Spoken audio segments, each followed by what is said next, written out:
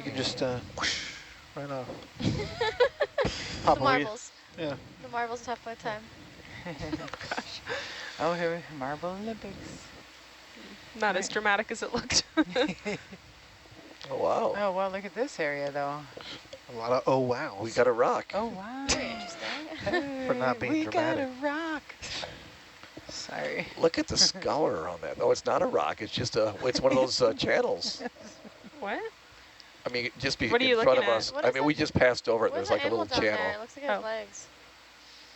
Yeah, is that a fish Like a again? lobster? Or a lot? What is that? What? A shrimp? A shrimp? Yeah, it's just a shrimp. A big old shrimp. It's a Oh, big is one, that a yeah. shrimp? Yep. Yeah. Josh, is it possible to just turn around and look real quick? Because I thought it looked like a little bit of Come a... down a little bit. I think down. that shrimp just looked weird because of the shadow. Mm. Oh yeah, maybe.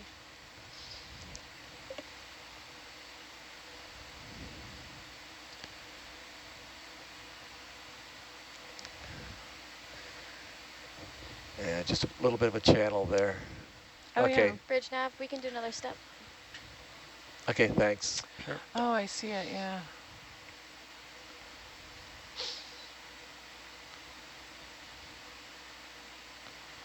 Interesting.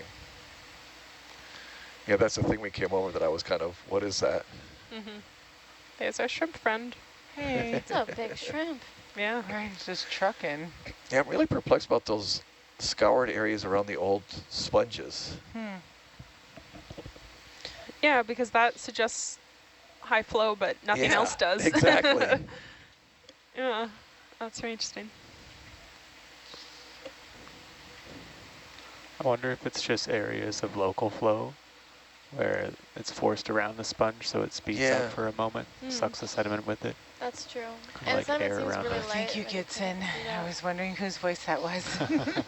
Sorry, I'm just dropping It's a in. guess. Hey, Gibson. Hello. No, feel free. Drop in. Oh, looks like we've Watching got and like a learning. stocked sponge here, maybe. And a fish. Well, the sponges that would have populated those little stalks, right? They could have been Yeah. around for a while. Looks like a cucumber there. Hey. Liz. Liz. If it's a cucumber, do we have time to slurp it? We just have to stop the ship. Will you zoom in, please? Do you want to slurp it? Yeah. Bridge nav, can we hold position? And then we're probably going to have to back the ship up. That is a cucumber. Yep. It's a slightly different one than we've I been was going to seeing. ask, yeah. Bridge 'Cause nav, can we do a 30-meter step at Oh, come wide, please. 300?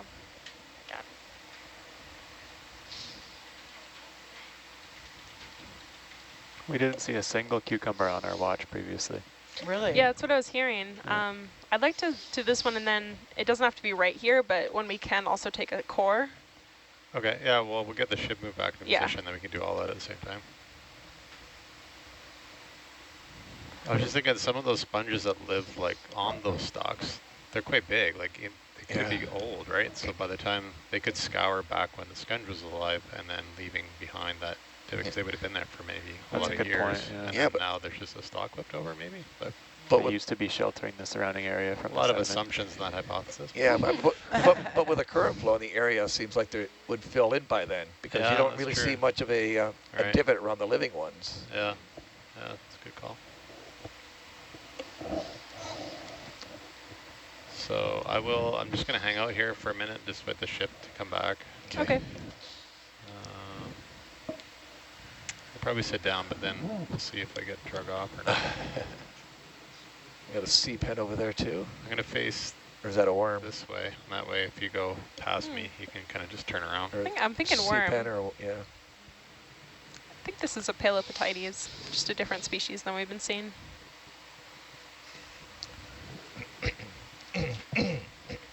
Yeah, these currents are less than 5 centimeters a second. It's not that crazy.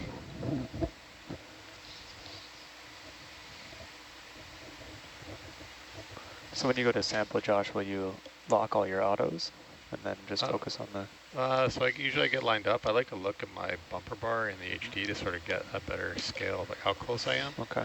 Because really sampling is big chunk of it is where you land the vehicle relative to what you're trying to pick up. Gotcha. So try and get it in the easiest position possible. Right. Which is usually, for me, is just to the right of center of the vehicle. Because then I can come in a little bit, but I don't have to reach very far, and it's just kind of like right there. I don't have to stretch out. But I don't want to get too close, because then you're like right here. Yeah. Might be moving. So It's even if it takes off, it's not going to go too far. I'll track him down. Yeah. We're cucumber hunters now. So then sometimes I'll hit auto heading. Gotcha. And then a little bit of push down, just enough to hold me. Yep. That's a little bit far. So I might go just a touch closer.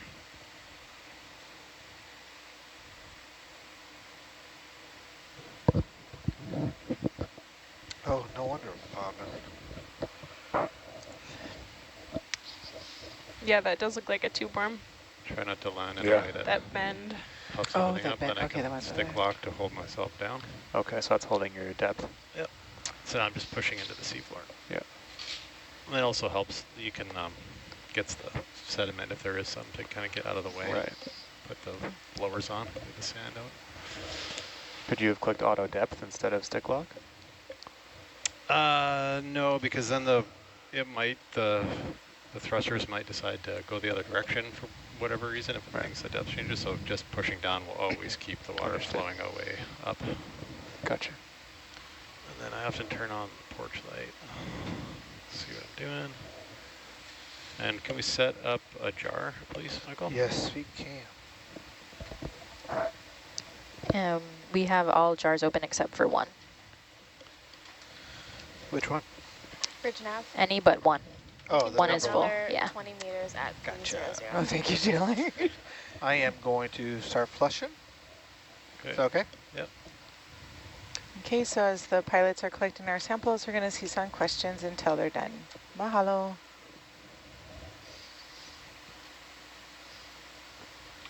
Can't tell, but is it going? Is it flowing in there? I think so. Yeah, I see it. There it is.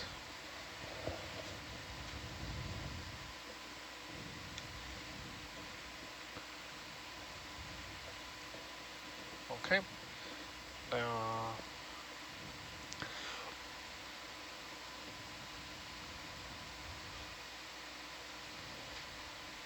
Oh, that's good. Nope.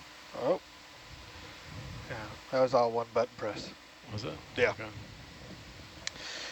Okay, this is number 2. Okay, we'll go like 25. We'll zoom in a little bit, please. Copy. 25. Wow, that wrist is a little twitchy. Go 30. Uh-oh. There we go. You go 30. Yes. Come by, please. Don't see it coming through yet. It takes a while. It takes a bit. It takes just long enough to make you nervous. Yeah. No, I didn't see it go through the tube at that point, but it may have. It was pretty chubby to fit through. No, Augustus. Save some room for later.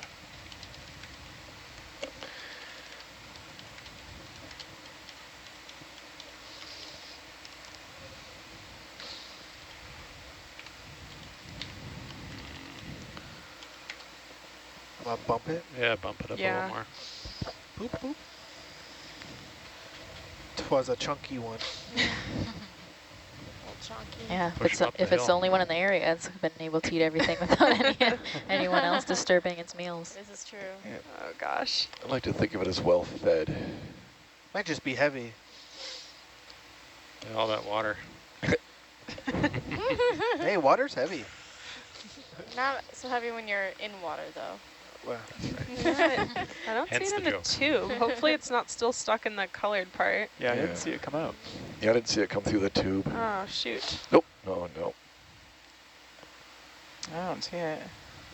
Oh, Oh, there it is. Oh, What? yay. Yay. very nice. Very And it's in one piece. it looks Look at solid. that. Wow. It looks like Yeah. a what's the Makes stress me think it's relief not stuff? Like the paleo stress ball thing. Yeah. That material, What is that? And that was sample 188. like a foam Thank you. or something like that. Okay, we're going to do a core sample here now. Yeah. Yeah. Yeah. So can we get set up for the side? Yeah. Come on. There you go.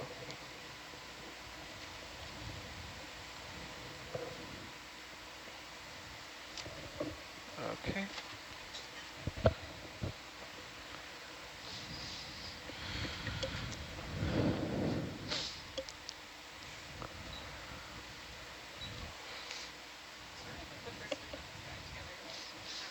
You can sample salvo. And bump the drawer out a bit and change the other camera. Where'd it go? All right, bumping out the. And just, can you change the camera to the to the starboard row? I thought I hit the right one.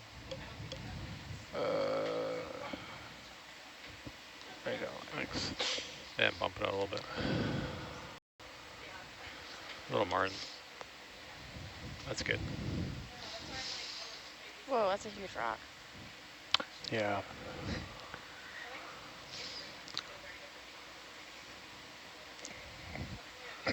There was slim pickings. This is going to be fun. Get to pick your, Is pick your it spot. twitching? Yeah. It's For the plunge, I even turned off the Yep. bender. I mean, There's no sea urchins this time. pretty much anywhere here. Other than like right where we slurped it, which could be a little disturbed, but.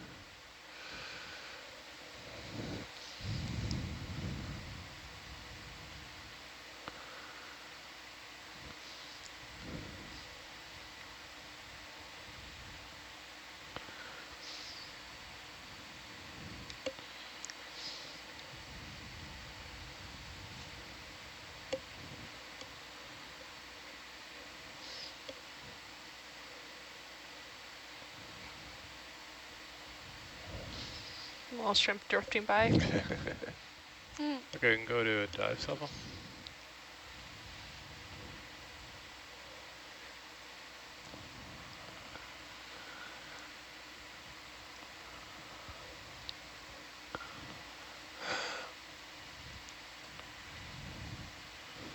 So like if you could try to get some of like this kind of stuff, I can't tell how far away that is.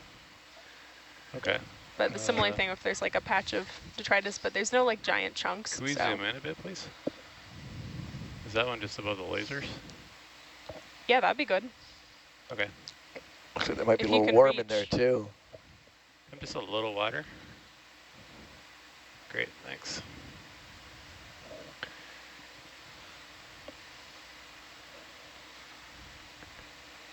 And zoom in a little more, please. Great, that's good.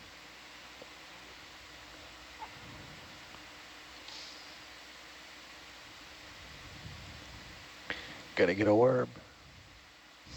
Nice. Ooh, that is a lot harder than I was expecting. Whoa. Oh, wow. Is there a rock? Oh, it's just really hard, I think.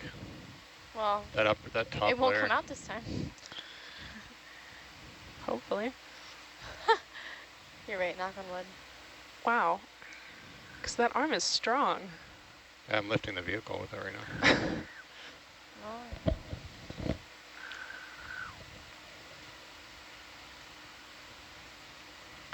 Can we come a little wider, please?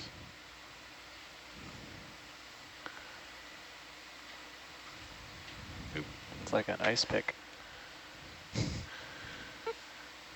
Probably stay in there, though, even if I don't get it all the way down. Yeah, it's okay. And we'll get ready to sample salvo. Copy.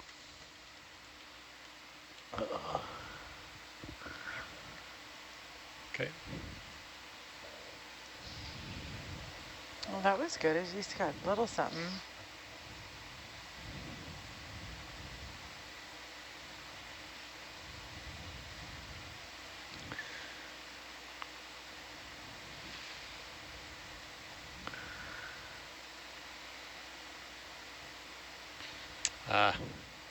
It's gonna. Is it gonna follow? Oh no, it's still there. Oh. It's still there. Still there. Yeah. Just the bottom when it fell out.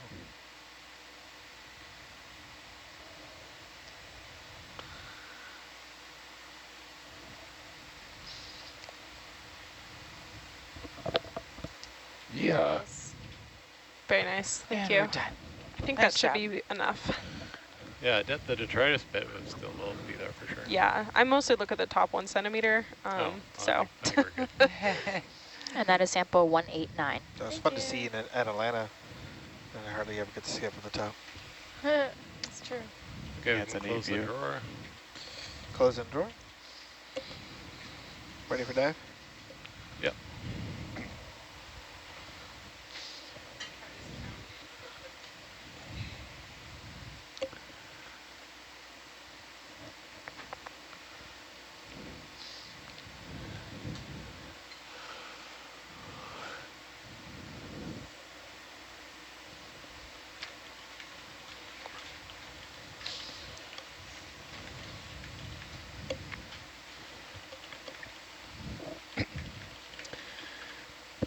Yeah, Josh, if you do get a chance and you see one of those ledges with a collectible rock Okay, coming along, that'd be great to. sure. Are we ready to get going? We're ready to move Yeah. from this spot? Yeah. Okay, Awesome. we can get the ship moving. Bridge nav. Okay. Now that Liz has her Can sample. we make a 50-meter step Sam- at samples. 105 Yay. at 0.3 knots? Right. That's nice. Thank you. Especially to be able to get the sediment, because I know 105. you've been Yeah, trying for a that's while. okay. That was a big one. I'm very happy. Her sediments exactly. Her sediment's exactly. Oh. Ba-dum-bum, psh. Sorry to tear you up, Taylor Ann. It's all right. I can use the laughs. It's fine. I'll always be ready to laugh. Was that really a laugh though, or is that more of a? When do the laughs start? Yeah, exactly. I was muted. I was muted. Oh, Yeah, that's it's a good excuse. official. No, Dave is going after me. All right, so we've got some more questions coming in. So pilots and scientists, just let me know when you're ready to take some questions. We might be able to have a quick look over Yeah. here. 'Cause that'd have to be pretty. We'd have to stop the ship again, I think. But Yeah, I mean, if there's nothing there, there's nothing there, but I have a don't quick see look. much. could be some stuff tucked underneath. I don't know.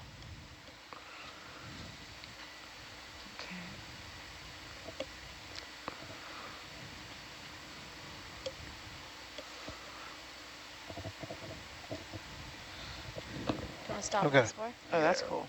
Let's I don't swing think around. I'm going to be able to sample anything. Yeah, I think that's all in place. Okay. So I'm really intrigued to see if there's some of the lava flows at the base of the early stages of the seamount formation. So those layers we're seeing, that would be layers of lava flow? It could be. That's why I really want to get a sample of this to see if it's igneous or a limestone. You're going to come around to starboard, I guess? I'm going around port because I had turned in a wrap to see you. Okay, but you should come around starboard for your wrap there. Right? Oh, yeah. You're right. That's what I was doing. And then I'll correct. I'm It's going gonna- plus. It's going to mess up mine, but I'll fix it. I'm going to come around this way. Oh, Oh, hey. saying hello. I want my sea cucumber back. And I'm going to go and point of our travel, which is Yep. 100, right? What was the bearing again? No? 105. 105. 105. You bet. Moving right along. I'll come up a little bit too. So interestingly, on the previous watch, we saw a lot of scars that Steve attributed to beaked whale. Oh, scars yeah, from yeah, yeah. impacts in really? the sediment. That's cool. And I haven't seen more than one since we sat back down. That just looks like a Interesting. sea star imprint to me. Yeah. Yeah. Oh, right there. That's the second one I've seen. Agreed. We've seen a few. I can Have see you? two right here. There, Oh, there. yeah. So Where did that's- they Oh, go? cool. Is that an urchin-like thing under in fauna there? I don't know. It's probably something that from underneath, but Yeah. I'm not good with knowing what marks mean what. Yeah. I don't know much about the in fauna, just the animals living in the sediment. Yeah, because you can see in some of those little divots that there's Yeah. like something right There's in the middle almost of it or certainly- off to Yeah, the on the- side. Cucumbers living within the sediment. They'd be a little bit smaller, as well as a lot of worms. Would cucumbers bury themselves or just Yeah. kind of shuffle themselves Yeah, under so the it's surface? going to be different species that, Oh, that okay. live just within the sediment. Oh, cool.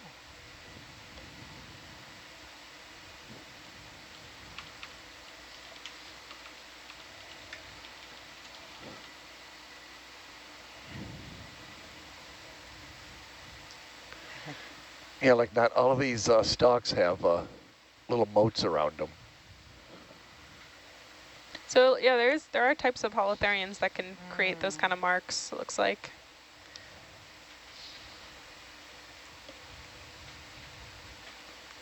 There's also a lot of bivalves probably, so clams and that live within the sediment. So yeah, it could be a lot of different things making those types of marks. Is that a farreid, yeah. Oh, hey. There's also urchins that live within the sediment. Yeah, that's what I'm kind of thinking, those. Maybe.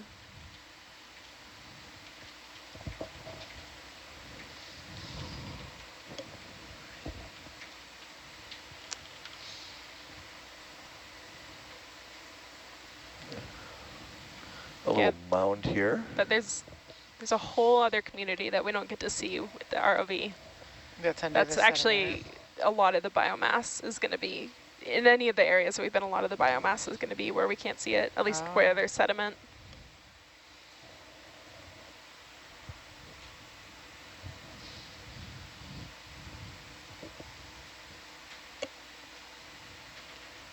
Interesting.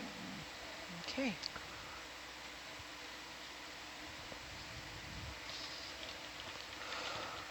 So I have a question for our pilots when you're ready. Sure, go ahead. Have you ever had a critters attack your equipment? Not really, I don't know. Attack is the right word. They definitely get curious and come over and see what's going on. Oh, okay. Squid get really curious and kind of want to get up into the vehicle sometimes. But yeah, I don't think, I think attack is a bit of a strong word, I would say. Okay. What is that? Is that detrite Litter? litter? Yeah. Yeah, zoom in, please. Is it a sponge again? A No. bucket. Bucket? Is it a mug? Yeah, it's a mug or Oh, something. whoa. Yeah. What A is paint- it? Is Or it a a can? can. Bucket of Oh, it's a paint? paint can, It's a yeah, paint yeah, can. All right, we'll kind of lie down a little. We're And seeing there a lot we go. more trash. Yep. It's No. dissolving, but there's a few little, looks like some rocky lumps around here. Yep. We'll take that out in post. Went to high school with rocky lumps. And another question for our pilots, does the flashlight have any impact within the ecosystem? Do you see any notice or with the lighting Bridge nap, we can take another that step. affect the animals? I think you've mentioned this before. Yeah, it's a little more of a science question, but yeah, I would say there's some variety of impacts that, that could happen. Both attracting animals and scaring them away. Thank you, Josh. Apparently that's the second can that they've seen during this dive. Oh, really? Oh, Most of them wow. from when Yeah. the And the military tire had it too, downstairs. right? And then this is for anyone who would like to answer, but how was Sunday ice cream night? Awesome. It was great. Is So yummy, good. right? See what you do. I put that fudge on top of the sundae. Yeah, it's that people seem to miss out on. What do you do, Michael? I put some Oreos in there. And you let it sit, you know, so it gets like a soft serve type of deal. Even though they're not double stuff. Yeah. But if you Despite the lack Even of though I stuff. know it's blasphemy, and then you kind of go do like a, what's it called, Dave? The hibachi ice cream stuff. It's cold still. I cold can stuff. only think of hibachi ice cream now at this point, but yeah, cold And stuff. I'm just thinking of barbecued ice cream. Every time he says Barbecued? hibachi. Every time he says hibachi or hibachi, I think hibachi, and then I'm thinking barbecued ice cream. Isn't that a baked Alaska? Yeah, Is that a hole? Basically. there was chocolate No, that's a sauce rock. and Thank you. Oreos. Whipped and cream. We talk Whipped a lot about cream. food in our Cream. So I've heard. What I The used to do stories are is we used true. to take fresh pineapple and then cut them up in big slices and grill them.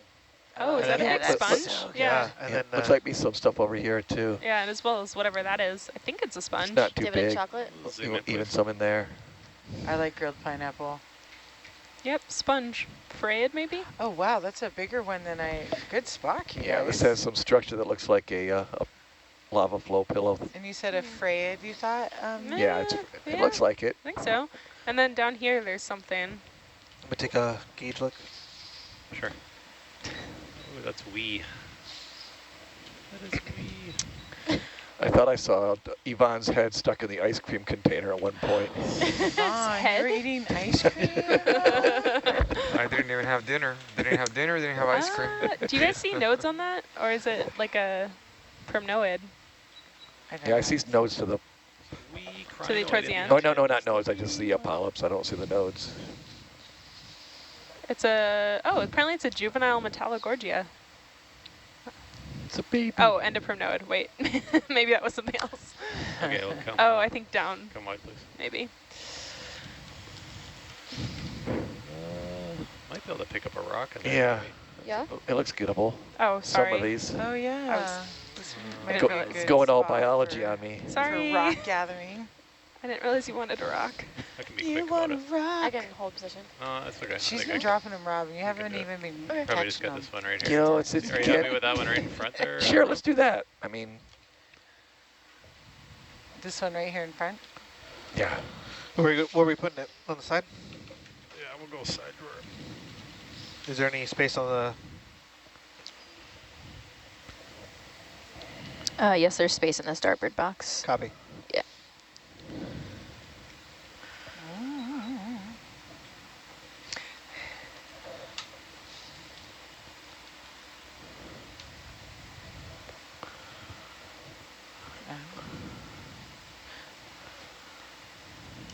Maybe. Maybe. Maybe. Deceiving. Maybe not. Wow. Oh, wow. Is there, yeah, is that one possible up there, or is it kind of tucked in? Give that a shot. Yeah, I thought that was just sitting on the sediment Yeah, there. me too. I was overly confident there. Well, There's a coral. oh yeah, look at the Yeah, primnoid? node right there. Freaking rocks, man. They'll just lie right in front of you. That wasn't bad, Michael. It wasn't bad.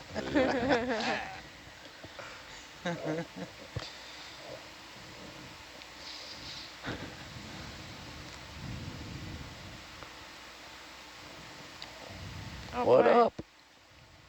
No. Oh, interesting. Okay. It's like that fable of the That sword looks- stuck in the stone. Yeah, right? Oh, I thought that one moved a little. Oh, This well. one? Yeah, I thought it moved just a little. It just may have been an illusion, though. Yeah, I think it was an illusion. Okay. I think that moved. It's wishful thinking, Rob. Dang. Okay. It's not budging. Well, We tried. try another spot. Can we get a zoom on that coral here while we're right here? Yeah. Sorry, Rob. Is that okay? No, that's fine. I mean, doesn't look anything in place. I mean, everything's We got- gettable. Yeah, we got a couple minutes. I All mean, right, we we'll zoom in, can't do please. nothing. So these are more rock formations than rocks. Do you want me to go for another step? Yeah, keep it going. Yeah, I think we're going to jump up after this. I'll catch up. Bridge nav, we can do another step.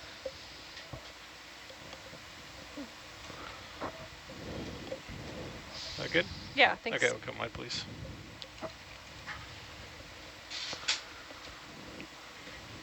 All right, I think it's bedtime for Gibson. Thanks for having me on, guys. Thank Oh, you good for night, joining. Gibson. Night. Thank you for Night. joining us. See you later. All right. Sleep catch-up tight. Don't let the time. bed I hope I bugs made you hungry.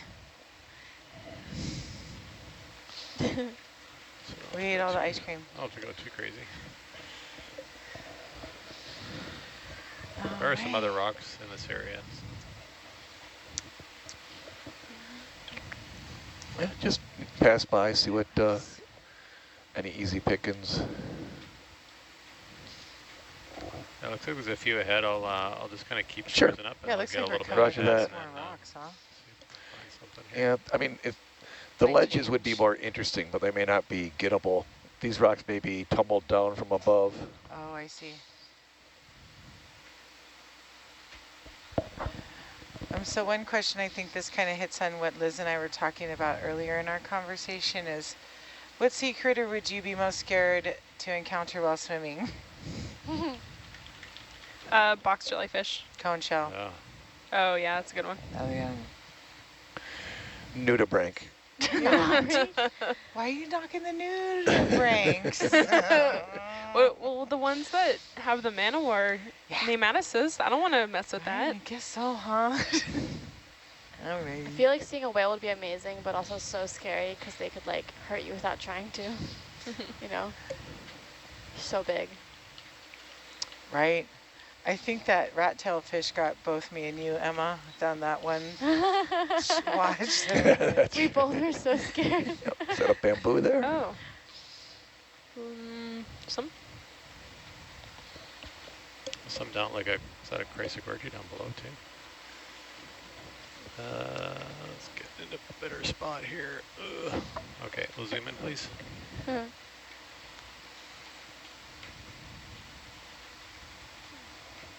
I think it's another primnoid. No, nope, I see nodes. It's bamboo. You are so good at spotting the nodes. Yeah. I'm still looking for them.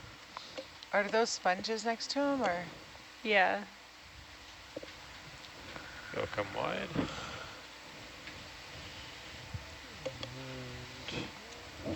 have a quick look down here as well.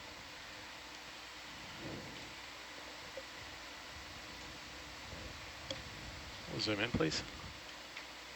Yeah, it's a nice. Yeah. Chrysogorgia. Yeah.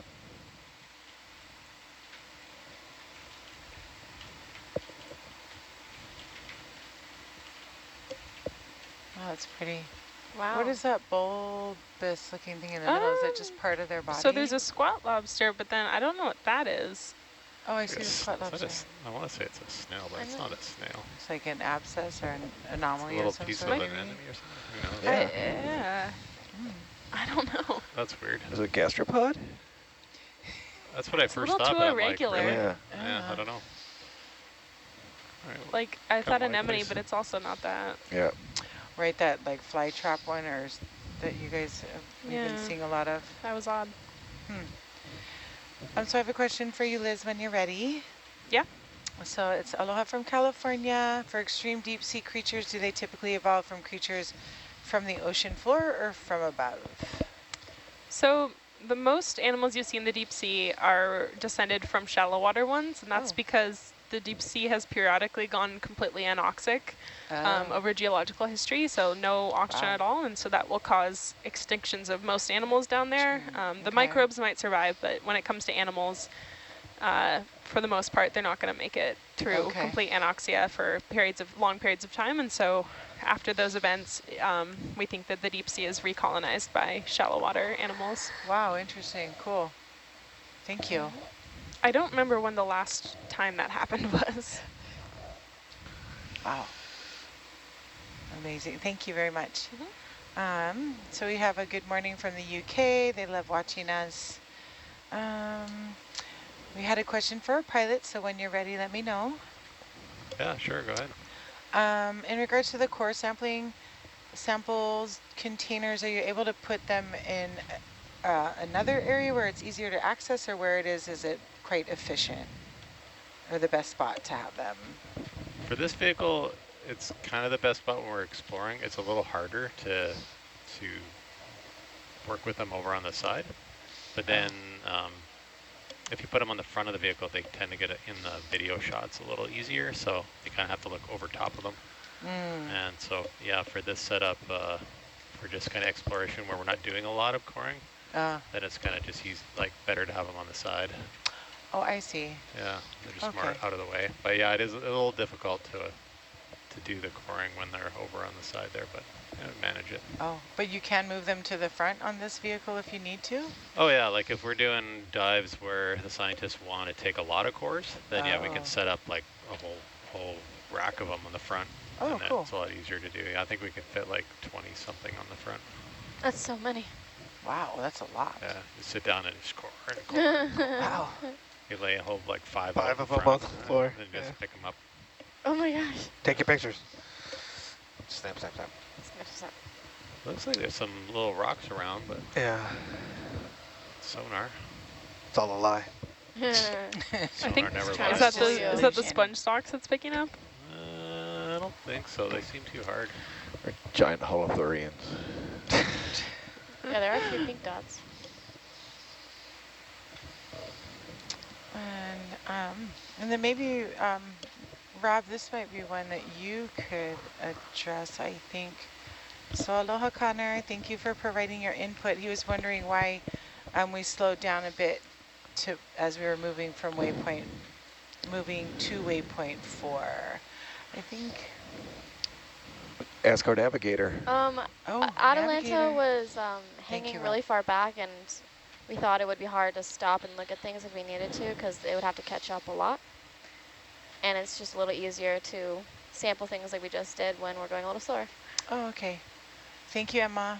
Yeah. Okay. And then, so a question from Florida, and this is for anyone who would like to answer. What is your favorite deep sea animal? Please come up a bit. Oh my gosh, that keeps happening. Right, sorry, guys. What was that? What'd you do? Can you turn and like look? Hurt? I'm going Dumbo octopus. Right. Gosh, I can't decide. That's tether, obviously. Just kind of like a loop there.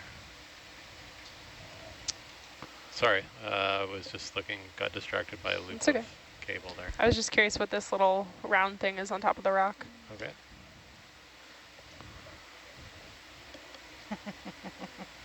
I think the vampire squid is one of my favorites. Yeah, zoom in, please. I loved the little sharks we saw. The cat shark? The cat sharks. Well, that cat shark was adorable. Oh, it's just a little sponge, and then crinoid, little sponges. There's a lot happening on this rock. Oh, ophiuroid tumbling off. Okay, thanks. Yeah, come on, please.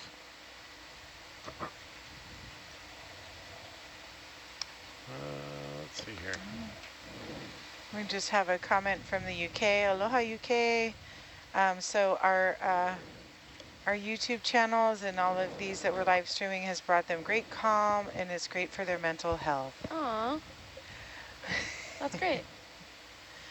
The world below is not that. Yes, it is. The world below is not that of the world below. Let's actually get ahead so we can get a rock here.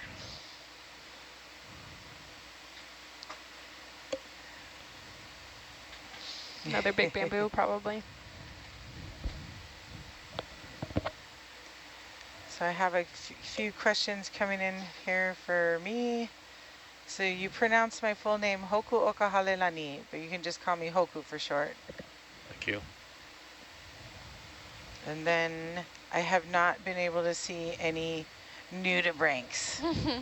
Tragically. Thank you for asking.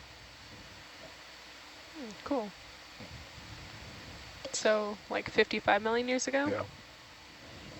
Is that what Looks like the last time the deep ocean was anoxic was about 55 million years ago. Wow. In case anyone cared. Yeah. I was curious. Thank you. How do we know? How do you know that?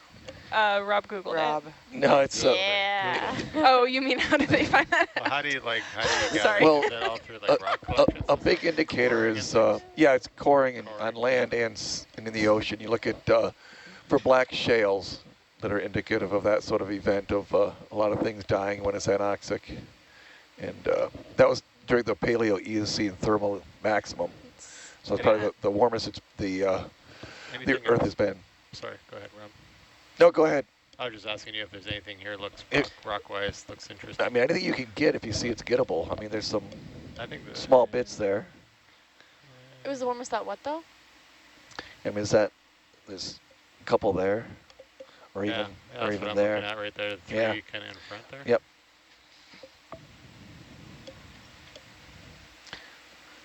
Yeah, that one might be the easiest to get. Okay. Famous last words. Piece of cake. They look pretty cemented. Piece of cake. Well, I was muted. Oh boy.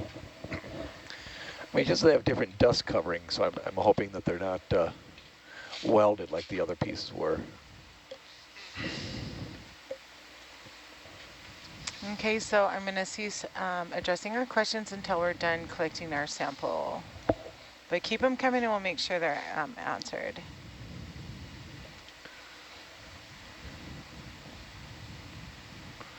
I think. Oh my! Oop. Ooh! Did it move? We'll get that one.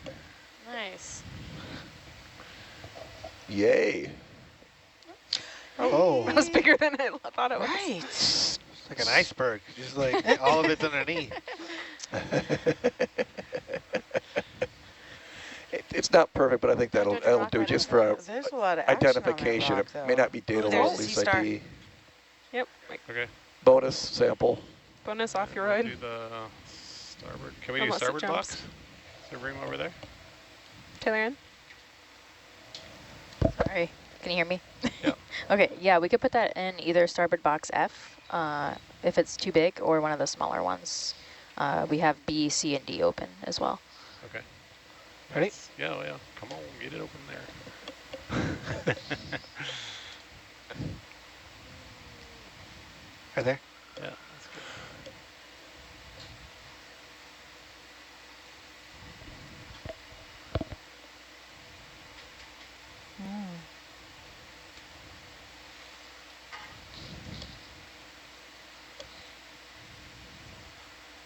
Oh,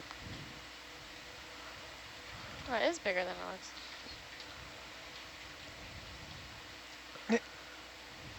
Come on, get in there. Get in there. Get into your home. Don't you know? Don't you want to go to your home?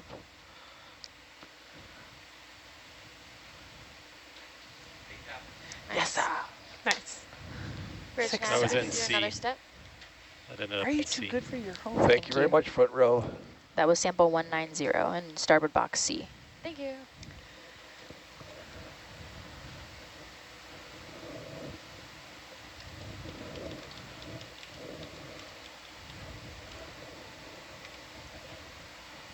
I think we're at our end. It's a click.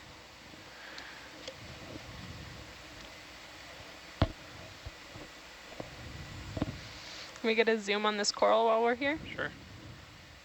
That one.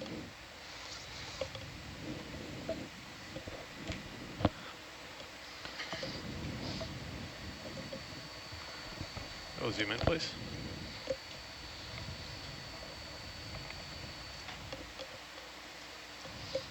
Let's give it a little bump up.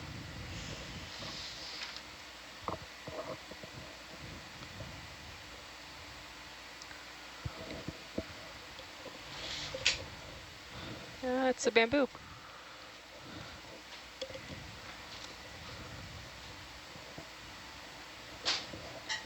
Okay, thanks. Okay, go mic, please.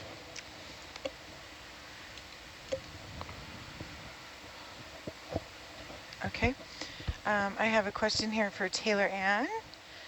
Do the sample numbers correspond to how many samples you've taken on this cruise? Yes, yeah, we do number them sequentially. So we start at 001 and then go on upward from there.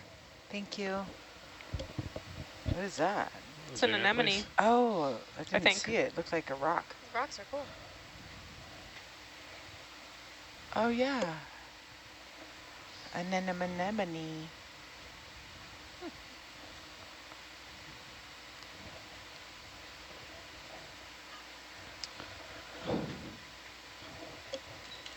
Okay, thanks. Yeah, come on.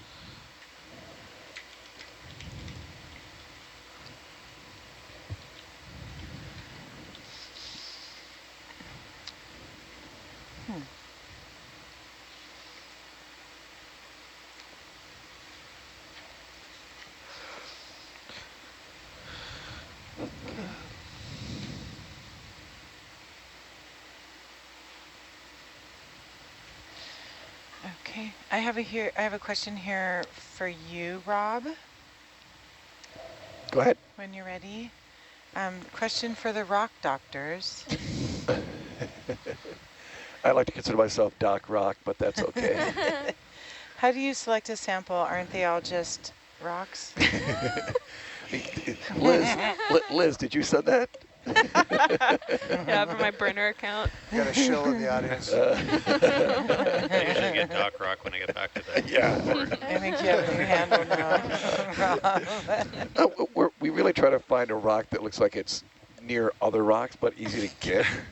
I mean, we want it to be representative of the area, Okay. and not that it's been transported too far away. Mm-hmm. And we also like it to be, at least for the basalt, we want it to be somewhat angular. Right. So it doesn't look like it's been covered in too much manganese incrustation. And also, if it has a yellow or orangish tint to it, Okay. it kind of indicates been weathered quite a bit. Okay. And so we usually try to avoid those as well. Okay. But we're really good for as fresher rocks as we can get for dating and for geochemistry, accurate geochemistry. And the fresher rocks you said are the ones that haven't been disturbed like that? Like Yeah, altered, yeah. The altered. Yeah. Thank you. Thank you, Rob. Yep. And I've got some questions for the pilots when you're ready. Sure. Watching the streams, you all make the navigation and movement of the arm look easy. Are there any times the crew had trouble during a dive? How did they solve it? What did they learn? Right. Those layers. Yeah. So I'm thinking the question's more just in terms of the challenges that you can run into with using the arm, I guess. Yeah. Chrysogorgia. We'll zoom in, please.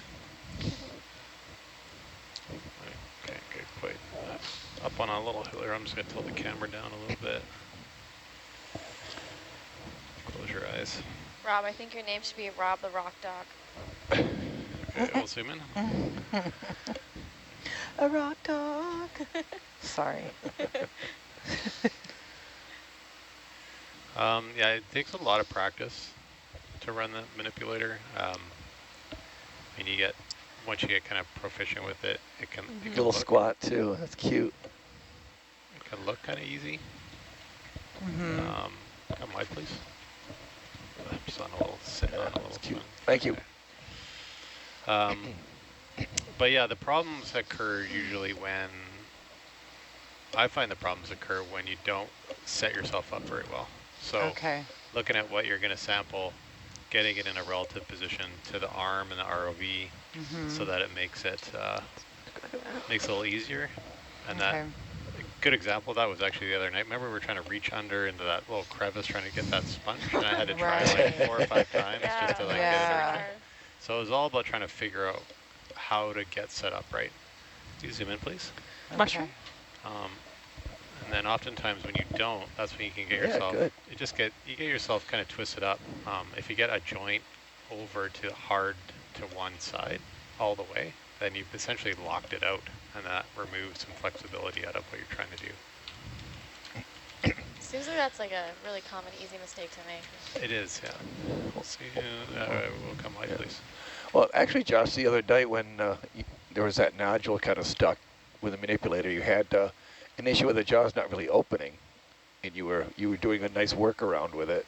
Yeah, you can work around problems. You can actually, in some cases, like if you're having real problems with the joint during a dive, you can actually lock it out on purpose so it doesn't jitter. And then you'll just have to work with that, which is really difficult to do. But oftentimes I think, that's the biggest mistake in the beginning is you want to see what you're doing. So people often come from the side from what they're trying to pick up. And that almost immediately gets your yaw. Is that a cucumber? Your yaw. Cucumber. Your yaw stuck to one side, and then it becomes really difficult. We'll zoom in, please. You really do have cucumber eyes. Just look different. That was really good answer, by the way. Oh, it's very spiny compared to the last one. Yeah, I think that's a synallactid. Whoa. Oh, yeah. Most of the spiky ones are. Cool. Nice Spock, Taylor. Yeah. I think we'll leave this one be. It's cool to see it moving around now. Please. What makes the joints jittery? There's each joint has a potentiometer and what's called a wiper. So there's these little metal tangs that run along a wiper or a pot, and that gives a resistance value to the control module, and so that's how the arm knows its spatial orientation, knows where it is in that space. And sometimes if you get a little bit of water or the wiper gets dirty, you can get noise in that signal, and then the arm doesn't know where it is, so that pod is getting what you call fuzzy, and then when that resistance value bounces, then the arm jitters. And that can be caused from water or dirty wiper or That's really cool. a number of different reasons, yeah. It's also can pose a problem when there's a drastic difference in resistance, yeah? Because then would it cause it just to jump to the, if it's a large gap as opposed to a jitter? It's a rock. Yeah, it is, yeah, if you had like damage to the pot. Yeah, and it jumped, it would jump, yeah. Looks like we got a crinoid over to the left and then another long coral. Is there any integration or smoothing in that signal from the pot in the circuitry? There is some gain settings that you can set, but there's not like smoothing really per se. Okay. Can we zoom in, please? But we have the gains turned way down on this arm. So it makes it a little sluggish, but it makes it a lot less bouncy. Sure. Makes sense. We'll deal with a little bit of sluggish. Safest slow and slowest fast? Yeah, you really want to start slow. Moving the arm fast is not a good idea. Oh, no, I'm sorry. I said that's backwards. It's smooth is slow, slow is fast. That's pretty. Yeah. Slow. Or slow, smooth. Yeah. It's interesting how it has one arm up. It's like saying Yes, hi. your question. Yeah, come on, please. Maybe he's on a Zoom call. You don't know that. Hey Liz, somebody's asking how many cucumbers have you collected so far? On this cruise, I don't know off the top of my head, but I think about 15 to 20, maybe. Wow, How nice. many were you wanting to collect? I mean, I was happy with pretty much anything, so this is really great. Not all of them are going to be used for the microbiome work because some of them didn't have anything in their guts. Man. But a lot of them are going to be really great samples. One thing I've been trying to do is try to get them across a depth gradient. I'm interested in the effects of depth as a proxy for food supply. And so I've been trying to kind of fill out the whole depth range we're covering and been able to mostly do that. There's another one. Finally starting to see them, huh? 1,800 meters, starting to see some more. Yeah. Oh yeah, just found it. We'll zoom in, please. Oh, it's another one of the weird looking ones. I can do it. That's cool. Bridge nav, we can take another step. Oh, he's going to take off maybe. Or is he getting knocked down? Is that a different one than we've been seeing? Yeah. Sorry, that was Oh. That's how I get out of bed in the morning. Oh, there it goes. For real, right? When it's all bumpy weather. Oh, Or can you he's just- had enough. Yeah, that one booked it. You want to make a comment? So there is a question for Rob Rock Duck. That's how they put it. Rob Rock Duck. I think it's a handle. So how do you test a rock? Do you mash it with a hammer? Ooh. Stick a magnet to it? Let's look at this one. X-ray it? All of the above. Zoom in, Well, please.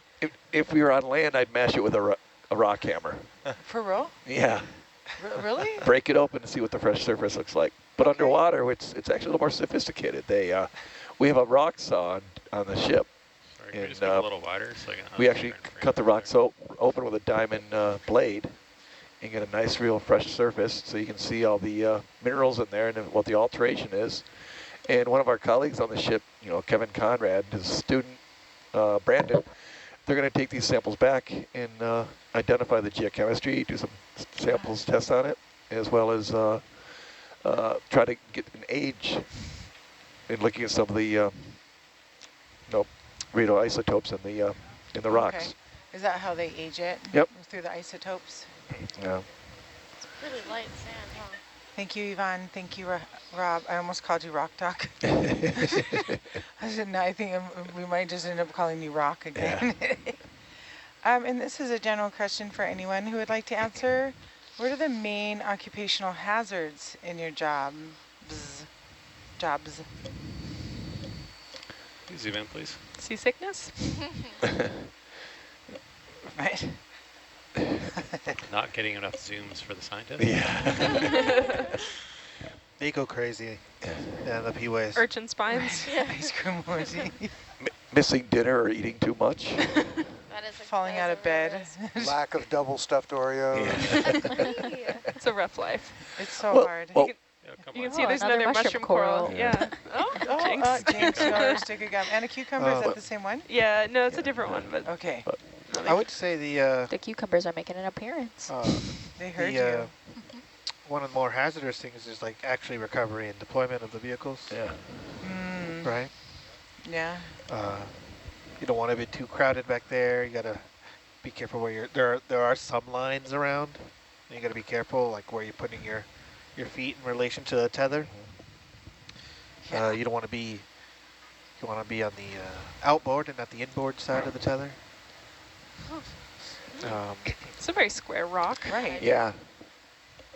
That's weird. Is there a reason for that, or is it just because? Aliens. It's probably part of the jointing, how it broke off.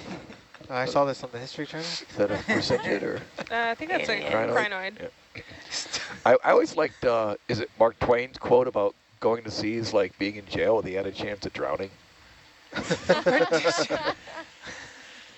would say that the ocean is beautiful. It's much more beautiful than jail, I'd imagine. Whoa. Hasn't Never got been rough there. enough yet for you. It hasn't. Good. Got a little exciting last night. Cone shells. My chair did fall over last night in the data lab. I thought it was going to roll off the bed last night, serious. But it worked out all right. It's been nice out. Yeah, this is cozy weather. I like it. Yeah. It's hot. Another crinoid, I think. If we didn't need to dive, I wanted to get a little bit bigger. Is this a Is that an anemone? anemone? Oh, that crinoid Yeah, is it's one of those Waves tube make it anemones. exciting, right? Huh? Waves make it exciting, right? Yeah. Oh, that is a Brisinga That's over how there. you know you're at sea. Can you zoom in, please? That's a big one too. You could just be in a Call it a pond or something. Brisinga? Bazinga. Stop it. Oh, that's pretty how really? it's like Yeah. that. Oh, some of these swells are going to be. That's cool. Bazinga. Yeah, come wide, please. No, this one's an anemone. Well, I mean, it's not compared to out actually. there, we're Oh, really technical. okay. It's a tube Is that a anemone. tube coral? Thank you. Yeah. Oh, there's another coral on the back side there. Oh, yeah. Not registering again. Seems like that 1,800 meters was where suddenly a lot more life started to appear. Yeah. Oh. It's a zoning thing. Oh, of course. I mean, Yeah. Underwater sea yeah, politics. we call them the ocean zones. What did you call it? They're called what? I mean, ocean zones. Oh, Yeah. Bridge nav, Well, we can do it. Well, we're crossing down over a region that's like the downslope of a promontory. So I think that's where all these rocks are coming from. They're kind of falling down from above. Cool. oh. So we have a few more questions coming in whenever everyone's ready. Yeah. Are waves comforting or disruptive when sleeping? To me, they're comforting. Me too. It's a Goldilocks thing. I sleep really Yeah. well at sea. That's accurate. It depends on how big of a wave and in what direction you're being rolled. Thank you, reminds me Ted. that was, I'm with Taylor out on that one. Pitch It all depends on pitching the is wave. better, at least for me. When I was in high school, I had a waterbed. Oh And boy. so it's like it feels just like that. Really? You had a waterbed? That Yeah, I don't know where I seems got so it. It exist. just showed up in my room one day. I could not recall for the life of me where it came from. Like, I was like, where? It's one of the weirder things. I moved out of my thing. I was like, where did this? And I had it longer than I needed. I had a It served cat its purpose. that would jump in and it clawed the corner. Dangerous. Yeah. Well, that's what duct tape's for. And I just had a. You put duct tape on your cat? I've got it. Yeah. Oh, that's awesome. Oh, no. You duct Yeah, tape doesn't your everybody? cat so she doesn't, doesn't everybody? I'm not going to declaw it. I'm not a monster. Stop it, Eric. I think that's what like a mattress pad is for. So speaking of that, we have a question from a person who's attaining their comedy degree, which is a degree. Oh, no, Oh, I'm so yes. sorry. They wanted to know if you had to have a science background to be a communicator. We could be comedians. No, but Rob needs to go back to school, I think. So Oh, okay. Let's look at this sponge here. I don't know. I That is feel as though gigantic. I'm not a comedian. You can't take my word for it, but You can zoom in, please. Is that a spot? I think an aptitude and nice. understanding of the science helps, Yeah. especially if you're Beautiful. in comedy. Half the bit is understanding the joke. Right. And yeah, if you can make science funny, which I think it could be hilarious, then yeah, I mean, it's Looks all like about there's engagement. a shrimp inside, Right. like around there. Oh, Also, hey. you get into like science projects, and maybe not you don't need a good degree necessarily Yeah. to show you Yeah. science stuff. That's a really pretty sponge, though. Oh, There's so many you different can see the pathways shrimp to moving. science. Oh, it's grinding. Nice setup in the sextant too, Josh. Oh, That's beautiful. what he does. Oh, another Oh, one. 2 shrimps.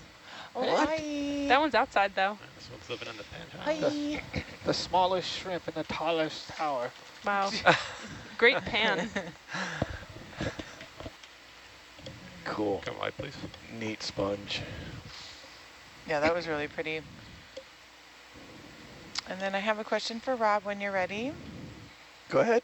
Do you guys ever find gold inside rock specimens or any crystal? No, I not don't know how do you say that word. geode. Would they even be? Would that even be possible? Not in the basalts or the limestones that we're collecting here. Those are more of a igneous, but you usually need quartz sorts of volcanic rocks on land or igneous rocks.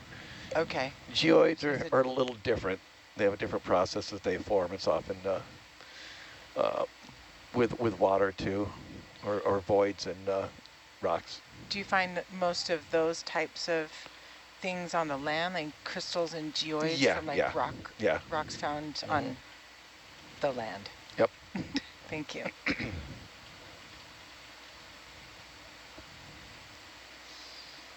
Well, so far.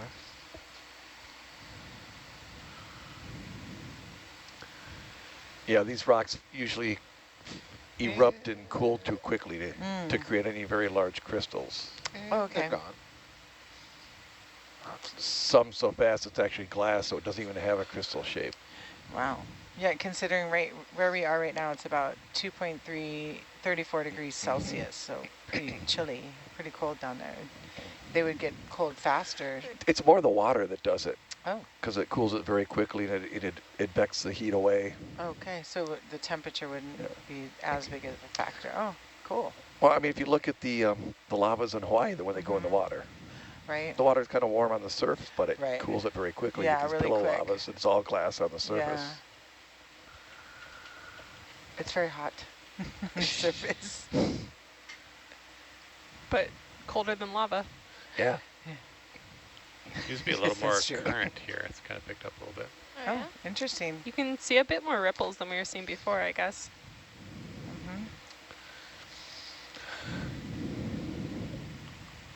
Scouring on these sponges too. Yeah. Got more moats around these things too.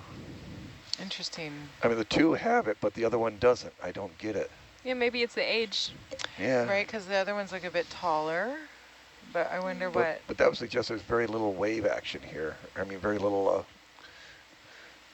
to move the sand around to fill it in.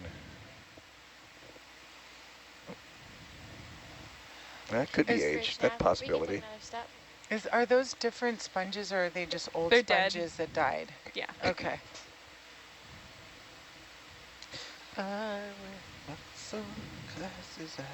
Oh no. Oh, we have another one for Rob. You're muted. Oh, good. Are you ready, Rob?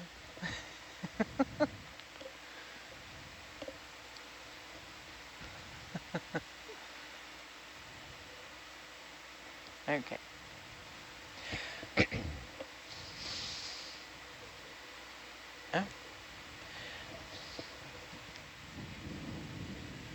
Here's a question for anyone who would like to answer is how long do you get sea legs when you get back on land? So how long does it take for you guys to acclimate being back on land? Oh, I fall over as soon as I get off the plank. For real? I'm like, Can you zoom in, please? I think it depends on how long you've been at sea. Okay. At least for me. Oh, yeah. But it lasts a few days for me. Yeah, I've never experienced it. The longest really? I've been out at sea is about a month, but I haven't had Oh, that. I can get it after 10 days at sea. Oh, wow. Yeah, not that I've noticed, at least. No one's ever told me.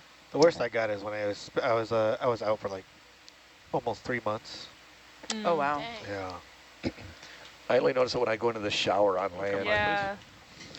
I Close notice it my when I'm eyes. laying in bed at night with my eyes closed. I feel like I'm still okay. moving. That's, Yeah, that's called bed spins. That's going to help me Huh. because I've never That's a different experienced origin, sea legs. Thank you. So I just had a curious question, Liz. That sponge that we just saw, so the previous ones that were dead, was that like what it looks like I when believe it's so, alive? and I think the stalk stays, Was and then the top part strawy is looking? gone. Okay. Thank you. My I love hypothesis. those.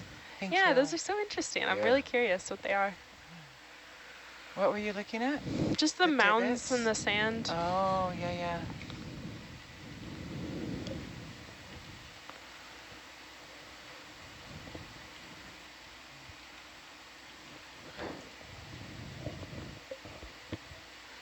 Can we zoom in, please?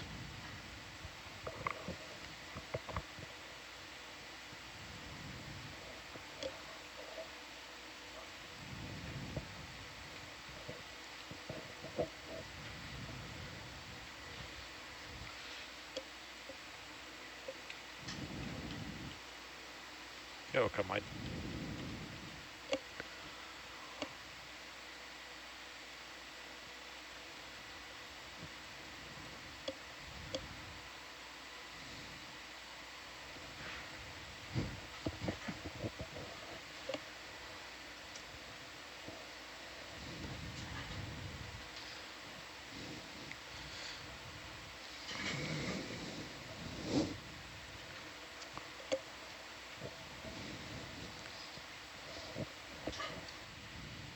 Yeah, what's this thing? Is that a rock?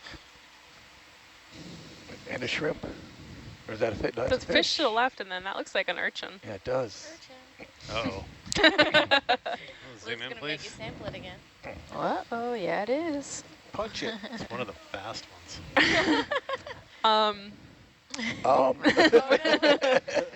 Are we too far behind? We're pretty laid back, but we can move the ship if you want to. No, it's okay. Let's leave this one. Okay. Come But on, if we please. see another one a little shallower, I'd be interested. Okay. Gotcha. Keep it And that looks sharp like a on you. cuskiel, the fish.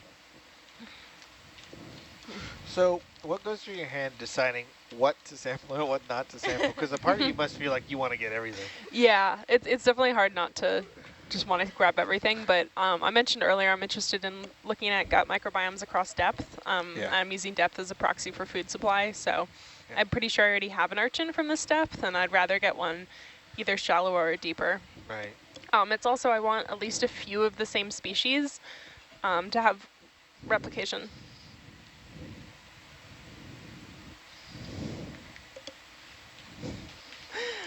Do you have like a list of everything that you've sampled in front of you so you can reference it? Or no? Sorry, can you say it again? Do you have like a list of everything you've sampled in front of you so you can reference it, or do you just go No, I just looked earlier today at my spreadsheet to see what depths I've been looking at. And yeah, basically I'd like to get at least like 3 of a single species, or at least genus, because yeah, then you have a little bit of replication, which gives you more confidence in whatever results you find. But at the same time, I don't want all just one species. I'm also thinking about, I have certain genus, like genera from abyssal depths, and I'd like to get some of the same genus if I can from these depths, because that's more of a direct comparison. So there's a lot of different factors that go into it. Yeah. It just seems zero is That's interesting. it's hard sometimes. Like for me, I was like, if I had like that was my research, it would be so hard to choose. Yeah. I was like, let's just have a dive for sea urchins.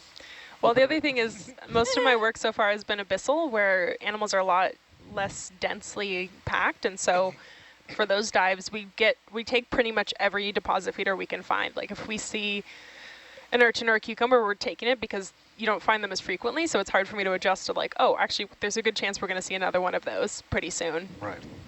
Abyssal, is that the term for like just like where we're at right now? Or is that a location? Yeah, An actual abyssal, location? so abyssal is, well, there's a few different definitions. The one I use is between 4,000 and 6,000 meters. And so the abyssal plain is relatively flat, and it actually covers about half the Earth's surface. Gotcha. and it's mostly covered in soft sediment, so the cucumbers and the urchins are pretty dominant as deposit feeders in terms of the megafauna you see down there. So you're studying cucumbers, but you're collecting sea urchins? Yeah, I'm using both. Cucumbers are more common, so they're kind of my main focus, but the urchins are also really interesting as they're also deposit feeders, so they're also eating the sediment. And I also have some abyssal urchins that, again, I'd like a more shallow comparison to those abyssal ones. They're from about 4.5 kilometers. They're collected at Station Aloha, which is a site just north of Oahu. That's cool. Yeah. Are these urchins like descended from surface water urchins? Yeah. Yeah. It's funny because some of the things we have common names for down here are not the same animal. Yeah, I mean, some of them are in families that don't really have shallow water members anymore. Yeah. But they did originate in shallow waters. They've just sort of been down here long enough that there's families that, yeah, you just don't find elsewhere. That's cool. Specifically, most of the urchins we've been collecting on this cruise, they're members of a family that are known to have those really soft tests, which you don't really find in shallow. Cool, cool, cool.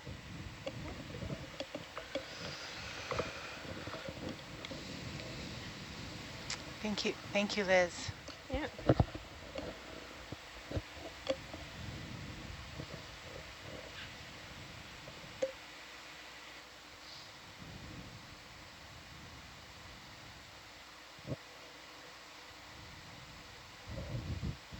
Do you want help? I got it. Is this the first one? Yeah. How do you feel? Freedom? These Oreos are like right in front of me. Yeah. Yeah. I think I'll have one. That they are. 2 and then you... Yeah. Oh, yeah, you're right. Like Do a Big Mac, like a the Big Mac. Michael 2 double stuff method. Yeah. Because when you need to double stuff and you're in a jam, you know, still get your fix. You're right. Okay. So I have a question for either the scientists or the pilots, whoever would like to address it. So why, let's see here. Why aren't you guys just speeding across all the sedimented areas that have pretty much all the same stuff we have been seeing over the last 2 watches and just head straight to the next place with more varied terrain? We actually have been seeing different things that I don't think they saw in the last couple watches. Okay. I wasn't watching the whole time, but I was told that they actually didn't see any sea cucumbers. And we've seen a decent number, so. So it's worth it and not to then the rush. rocks, they weren't able to, I don't think they were able to correct rocks, and so, you know, Rob was interested They got in a couple on the mound. Oh, okay. Yeah. I would also think just like you don't want to go too fast because then if you just happen across something, Exactly. Yeah. You know, it takes a lot longer to stop, come back and reorient to go back to that thing. Yeah, you get more laid back the faster you go. Yeah, we've stopped like 3 times now. So that would have taken a lot of time if we were going faster. And we are making a beeline to our next waypoint, which is we're hill, moving right along. It Yeah. does look like it. This looks like another Also, I feel like halosaur. this group zooms in on a lot of objects, so. Sorry. No, it's cool because I like looking at them. It's a good thing. It's a good thing. I'm a little bit less familiar with these communities than some of the other biologists that are on the other shifts, and so I probably zoom on more things than they do, just because they can probably tell what it is from farther away than I can. Yeah. I like zooming in on things. It's like me too. It's like going down the aisle when you're hungry. Yeah. And everything just catches your eye. And it's a new supermarket. That's bad. You haven't been there before. Is it right? Ooh, raw cereal. The way the 2-body system works too, right, is Atalanta is always moving, right? So it's moving, as long as the ship is moving, Atalanta is moving. But then if we go just a bit slower, then that allows me, which is what I'm doing right now, I kind of like wander back and forth in front of Atalanta, and then I cover more ground. Yep. So you see more area. Yeah. I will say the stress level that comes from the front is lower when we're not going half a knot, which is pretty fast. Half a knot's pretty quick. I mean, if you want to just beeline it, then that's, you know, you go half a knot, you just drive straight, but you don't see as much and you don't cover as much seafloor. So, yeah. Well, and then going slower, it seems to get us to it gives us more time to really digest and take in what this environment is telling us. Like, yeah, why do you want to rush through this crazy cool place? Yeah, Liz has been capturing a lot of good stuff. Yeah, when are you going to be able to see this area again? Exactly. Right, yeah. I'll come back next week. Yeah, I don't know. I know that the sandy plains aren't as interesting to some people, but for me at least, this is the environment that I'm studying the most right now, so that's also just a preference thing. I think the corals are cool. That's not like my area though, so I actually really like, even though this does look boring to a lot of people. It's beautiful though, yeah. Well, and it's inquisitive, like I think there's a lot more things you're becoming curious about, of like what lives under the sand, like it's just kind of triggering all this other curiosity. What is that, a bubble? No. No? I don't know what that was. Interesting. This is a question for, I believe, Emma. We could best address it. How far away are we from waypoint 4? From waypoint 4? Yeah. Let's find out. We are 780 meters from waypoint 4. Well, that's not very far. We're moving right along. Moving right along. Also, when we call in a speed of 0.3 knots, oftentimes the ship goes slightly faster. So, yeah, we're going. What you hear me saying is not always exactly what the speed we're making. Sure. The ship is fighting the waves a little bit, right? Yeah, waves, wind, current are all coming from the bow right now. Okay. But not as bad as it has been the past few days, so it's a little easier for it to go. Nice. Thank you, Emma. I think that was a jelly that just floated by. Okay. I missed it. I missed it. It was very small. Oh. I do wish, like, sometimes everything just feels like, if I could get the light out just a little bit more. See what's like, just can beyond. I just get a little bit wider? Like, that's just a feeling you always want, right? I know. Yeah, I mean, what's exciting about these areas that no one's dove on before is that we don't, we might have some ideas from the bathymetry, but you really don't know what you're going to find. Well, like, and the bathymetry doesn't always pick up those dramatic cliffs and stuff because it can't do a crazy, crazy amount of detail. It's really good, but, you get surprises. Also, update on the double stuffed Oreo homemade. It wasn't as good as a normal double stuffed Oreo. You didn't do it right. Uh-oh. Because that's literally how they make double stuffed Oreos. But it's just, it wasn't combined enough, You didn't do it right. Thanks for the update. I thought people would be interested. Actually, I mean, do you want to kind of review what our plan is here? Sure. Show us a little map stuff? Yeah. Oh, yeah. All right, let me zoom out here. Step 1, get more It's Oreos. I'm gonna get this Oreo. I'm gonna take. No. Well, this Also, is what you're going to want to do. it or having any crumbs. No crumbs on the keyboards. No. Don't worry, keyboards are far away. All right, so here we are. We are about 900 nautical miles away from Hawaii, southwest. And you can see this brown is Johnston Atoll. And we are where the red dot is, right here, approximately. So we're actually very close to Johnston Atoll right now. We had to tuck away behind it for some weather. And about 10 nautical miles away. Or, hold on, let me try that again. We're closer than that. We are 5.5 nautical miles away. And then you can see all of this darkened area, which has a lot of detail, is what we have mapped or what other people who have come by have mapped. And all of the light blue is area where satellites have estimated the depth of the ocean beneath the surface, but it has never been mapped before and never been explored, so that's all undiscovered ocean basically. And if we zoom in here, all of these lines, these black lines, we actually mapped yesterday. So this is all brand new data that we have input in for this dive, and we mapped it overnight. You can see that some of the lines are really close together, some of them really far apart, and we can tell the slope and different mounds from the lines, and these are all 10-meter lines, so each line represents a depth change of 10 meters. And this is the cliff we're approaching, and you can see the lines get really close in some areas, so it should be pretty interesting once we get there, but we're on this flat part here. And we zoom in, we can see we're coming into the southeast to waypoint 4. And the vessel is to scale, so that's actually how big our vessel looks over the ocean floor. And behind it is Atalanta and Argus, and Atalanta is this diamond or rotated square with a circle around it. The circle is 20 meters because our tether is 30 meters, so it gives you a good gauge of how far apart they are and if Atalanta's going to start tugging. Can we zoom in, please? One moment. Bridge nav, we can take another step.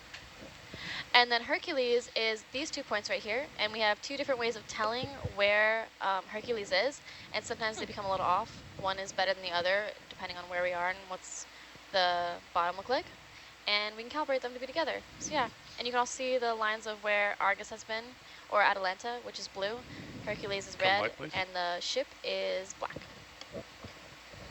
Great, thank you. Yeah. I want to say that was a sea pen. It's a different looking one, isn't it? Yeah, I've been looking in the guide and I don't see that one. I thought it was a crinoid from far away, but I think it was a sea pen. Yeah, I think it was too.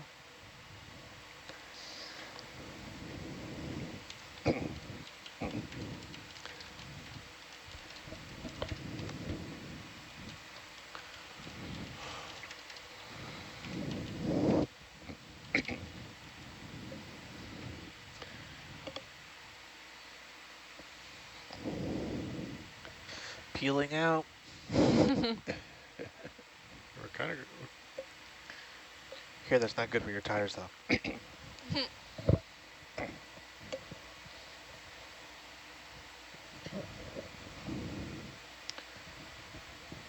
So Josh, are those layers in the sonar there that you can see off to our port side?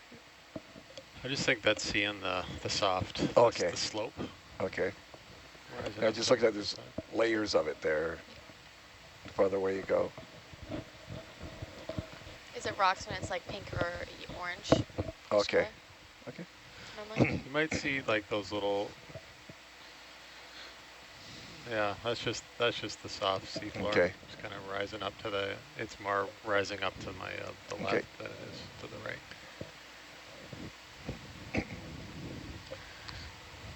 So Taylor Ann, I started looking at the data logs today. Yeah.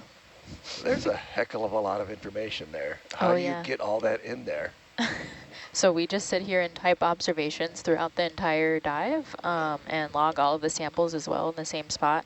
And then we go back and look at what's called the event log, which is all the observations from, if it's a 24-hour dive, from all 24 hours, and then we summarize it so that you guys could read it in a report rather than having to read all of our individual observations.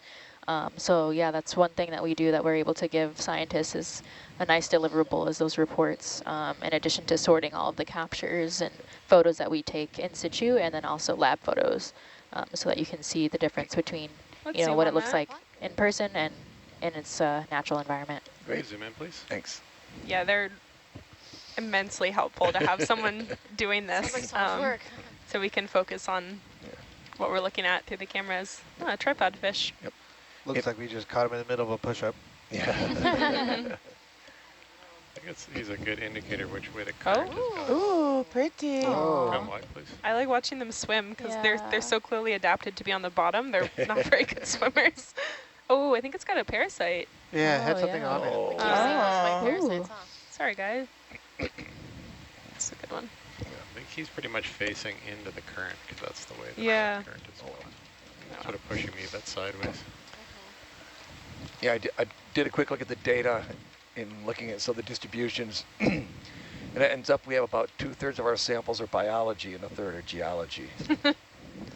Oops. No, I think that's about right. It's kind of surprising to me because I feel like we've been getting a lot of rocks. They're just big. Yeah, Take I up a guess lot that's of what it space. is, yeah. Okay. It's lots of big rocks. I'm just going by number of samples, not the... Yeah. Mass, you definitely win. Most of the biology is like water. That is very true, yeah. Of course, I'm counting Niskins as biology, yeah. That makes more It's sense. biology. Oh, okay. But sediment cores are technically geology, even though I'm doing biology with them. Oh. That's the merging of the two when their forces combine. I have some questions coming in the chat here, one specifically for Emma. What are some of the differences between satellite data and radar mapped data? How accurate are the satellites mapping? So we actually use sonar, not radar. Radar is more above ground, but we use sonar to send sound signals to the seafloor.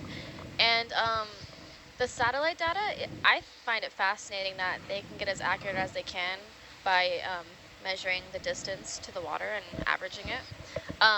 But sometimes it doesn't pick up on all of the features. For example, wait one sec. Bridge nav, we can take another step. One of our last dives, we dove on this really amazing like ridge that was really far down, and according to the satellites, it was way too deep for us to ever dive on it. It was like 6,000 meters. But when we transited over it, not this cruise that I'm on, but they found out that there was actually places that we could dive because the max depth for Hercules is 4,000 meters.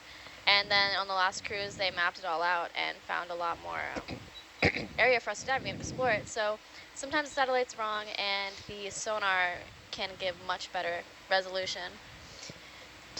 Cool. One of the analogies that the mappers used on the last cruise was that if you throw a blanket over a chair, you can kind of still see that it's something of about that size. Okay. It might be a chair, it might be a table, you're not really sure. And then you take the blanket off and you can see the detail of the object. I see. That's a really smart analogy. And what's that really, was Aaron. Yeah, and what's really nice is we use this multi-beam data to ground truth the satellite data. So in areas we don't have large areas mapped, like in the South Pacific, some of my cruises we were comparing the multi-beam to the satellite, and some places we were off by a kilometer distance. Wow. That's crazy. Thank you. And then, yeah, we also have another type of sonar that that's the sub-bottom, and it can show us layers beneath the surface of the ocean. So that's really great for geology, and that's how Rob finds out how deep the sediment is, right? At least the first 50 meters or so. Nice. So, and then in regards to what you were just talking about, somebody had asked what the deepest part of the areas we've explored. And I think you had mentioned it in talking about that one ridge that you had mapped in. So what was that depth that we were able to explore there? Well, the ridge went down a lot deeper, but what we explored was 3,900 meters and up to 3,200 meters. So yeah, pretty deep. Right. And with Hercules or not only, but going down to a max depth of 4,000 meters, then that dive was one of our deepest. Yep, that was our deepest one. That was the deepest. Okay, cool. Do you know how deep you've taken Hercules down? Personally, or in its life? It's either. I think it's been down to like 4,000 meters. Oh, okay. Like pretty close. Puerto Rico Trench, I think. Oh, wow. Yeah, I don't know, 39 something. I mean, it's probably the deepest I've It's another one of taken these That's big cool. sea pens.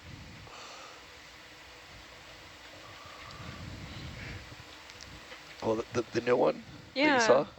Yeah. Is it a new type of sea pen? I mean, it's new to us. I'm not going to say it's actually. No, but it's one that we haven't seen before. It's got a polykete on it. Oh, that's cool. That's cool. We haven't. Oh no, nope. That's an anemone. Okay. Okay. Looks like a polykete. It's so weird looking anemone. That's really pretty. Yeah, you can see how much current there is. Yeah, really. I guess Yeah, that's a good. could be a type of umbbellula, but Yeah, this one looks a little bit different to me Yeah. than the other one we were seeing. it had like thicker Yeah. polyps. This one's, I think, umbbellula. And then we just have another question here. I don't know, maybe Liz, or if anybody has an idea, or maybe Taylor Ann might. Have you all conducted any research related to deep sea arthropods before on the Nautilus? I'm sure that there has been. Probably. I don't know the history of everything that's happened on the Nautilus. What's an arthropod? It's a type of crustacean that I think it includes like shrimps and crabs and stuff, right? I should know this. I should also. We all should. Our invertebrate zoology professors better not be listening. I think you're right. Yeah.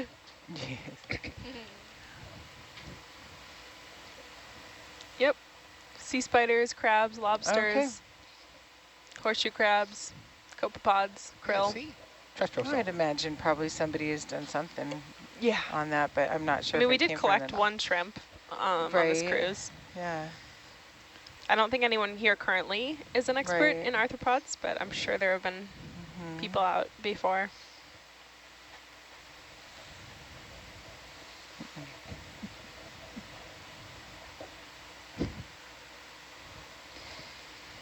Oh, this total dive is for this particular. So a question came in on how long is the total dive? And we're estimating 20 hours, given good conditions. We're 9 hours and 35 minutes in. Okay. Wow.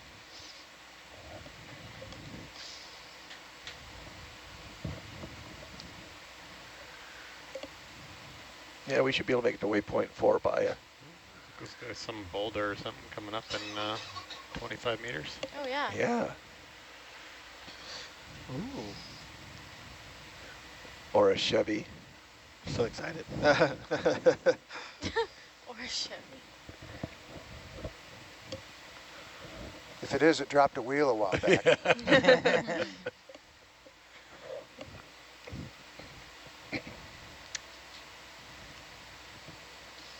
How is there a that blank spot big and thing then back there? stuff behind it? Sorry? Is that a Why is rock? there like a blank spot and stuff behind it? And from the rock or whatever? Because it's a shadow. So it can't see right behind it, but it can see like over Slightly top of over? it. Yeah, Oh, because it's cool. a fan shaped. Uh-huh. I think it's 22 degrees or something like that. Uh-huh. Or maybe more than that. That's cool. But the shadows is how you know that it's kind of taller. Yeah. And it's like Otherwise- solid. Yeah. And there it is. If you measure the shadow, that'll actually tell you the height. No, that's a fish. No, right in front of us. Oh. On the other. Oh, that Can we makes zoom in the sense. fish? That makes sense. Oh, it's going to the rock. Oh, over here? Rock, fish, rock. Is that a fish? Look at the fish. That's a fish. It's a What fish. is that? Crazy Whoa. looking fish. That's a mega tripod. That's A mega tripod. That's like the biggest one I've ever Sounds seen. It is Right. the biggest tripod. This will be the biggest tripod. He's been getting some gains. Dang. Okay, I'm trying to scare him away. This current is really pushing me around, so I'm trying not to throw water at him. Go zoom in, please. Wow. Wow, that's a really tall That's the tripod. biggest tripod fish Thick. I've Yeah. ever seen. That is Wow, it's majestic. like all, Living up to that its is pretty name. cool. Tripod. He doesn't have his radar Oh, things wow. as much.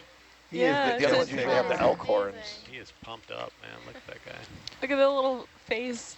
Yeah.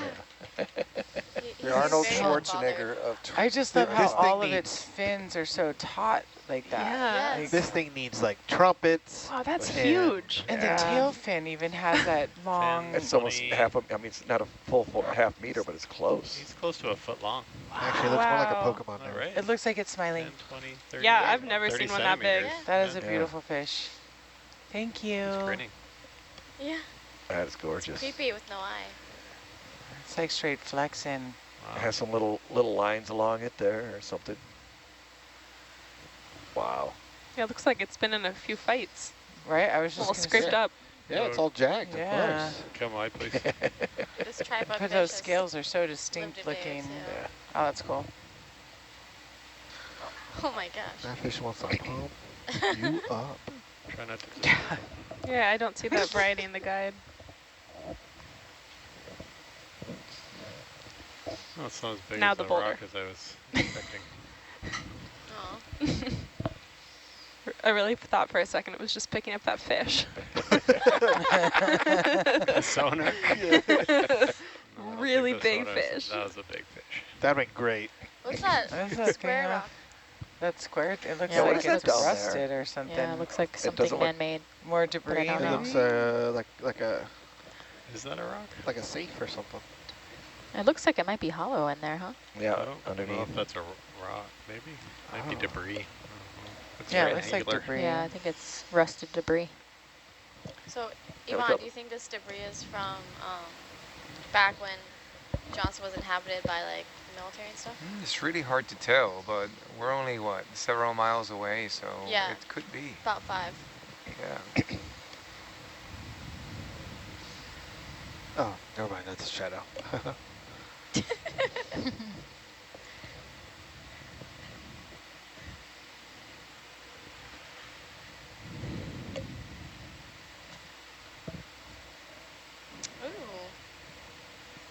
That's weird.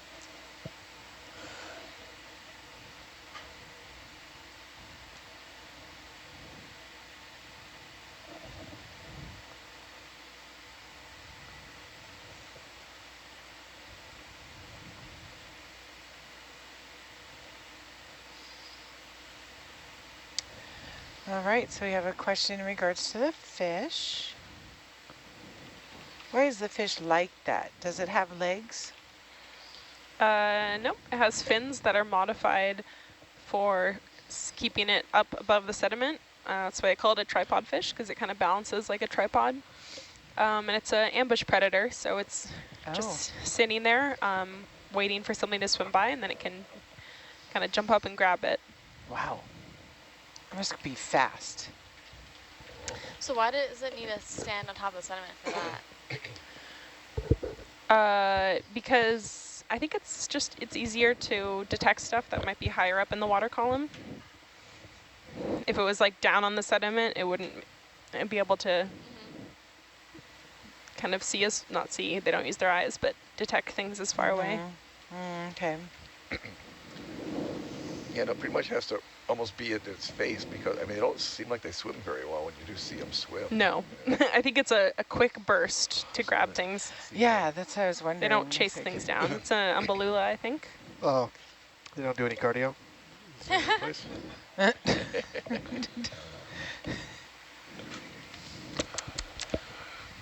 Ice cream?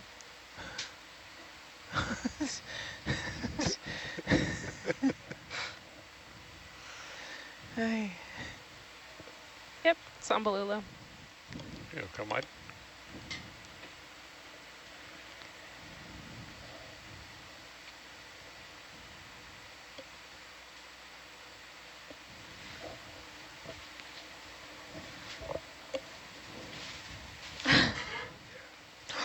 Oh, dang. Sorry, I'm not muted. Part 2. Okay, so I have a question here, probably maybe for Emma, I think. Huh? It's begun. Can you...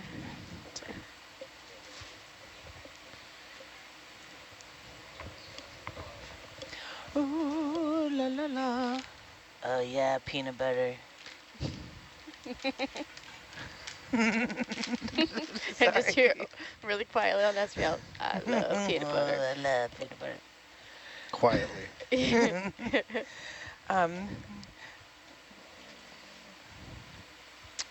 So how much longer in, I think Emma might be able to best answer this one. This question, how much longer in length do we have to go since we are about halfway through our dive time? Are we halfway through our dive track? Or is that just a... Let's see. We are not quite halfway through our dive track, but oftentimes we make our dives longer than we think that they're going to take, just so that in case we do have extra time or we've gone faster than we were expecting, we can continue diving and we have a place to go. Or one of our last dives, we did run out of track, but due to weather, we wanted to stay down longer, so we just made more waypoints. So it's kind of flexible on what we want to do. We've got a little grenadier We can also here. stay here longer if we wanted to. It all depends on the goals of the overall mission and of the specific dive. So come on, please. Awesome, Emma, thank you. That's a cool fish. Is this another rat tail? Man, these What is it? Yep. The other name that you've been referring? shrimp are Grenadier. Grenadier. Thank you. What?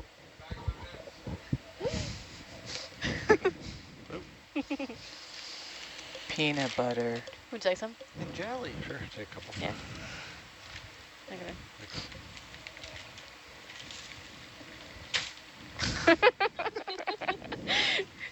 Josh, I've never seen you eat candy in here before.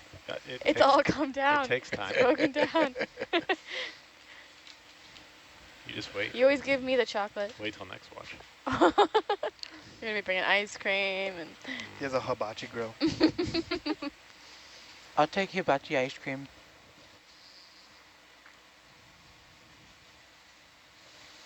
So we're still the Food Network.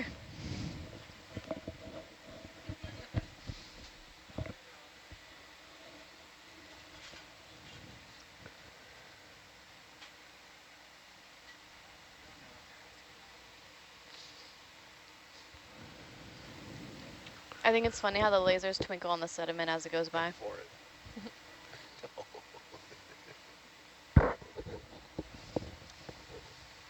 Think it's funny? Is that what you said?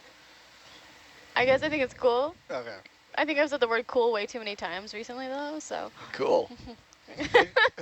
Wow. Because you say, I think it's funny, like I feel like you're secretly laughing to yourself every time you see it. You never know. Or whatever. However people Is my laugh that high-pitched? I don't know. I can't imagine Emma secretly laughing. It's right out there. Sometimes it gets too much and it's a silent laugh, but like you can definitely tell that I'm laughing. She's muted.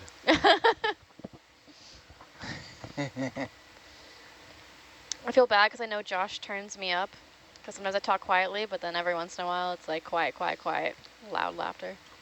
Right, really hurt your ears. That explains a lot. Bridge nav, you can take another step.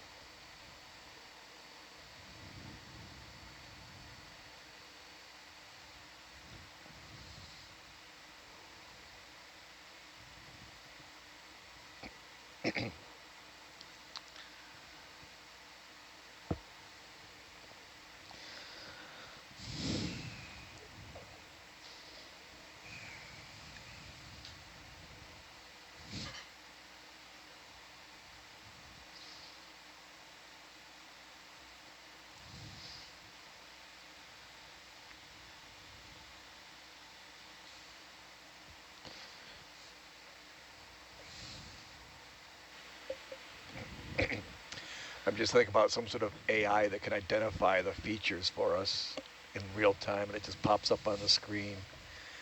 It'd be easy for the geology, just go rock, rock, rock, rock. I mean, they're working on that kind of thing for things like plankton cameras. Yeah. It's not quite to the level that humans are at, but, you know, it'll probably get there eventually. We have the technology. It will happen. It would happen.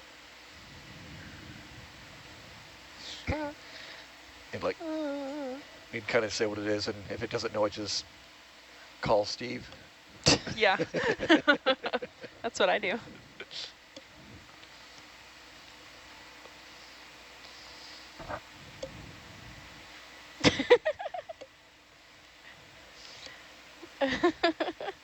With the peanut M&Ms.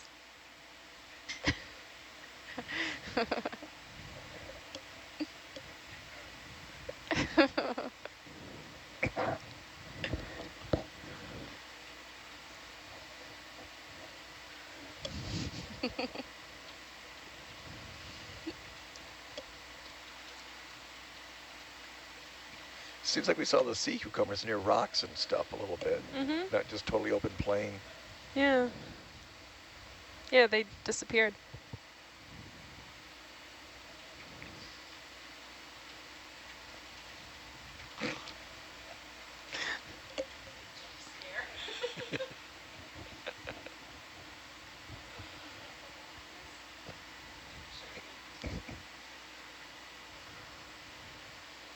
I don't know how I do it.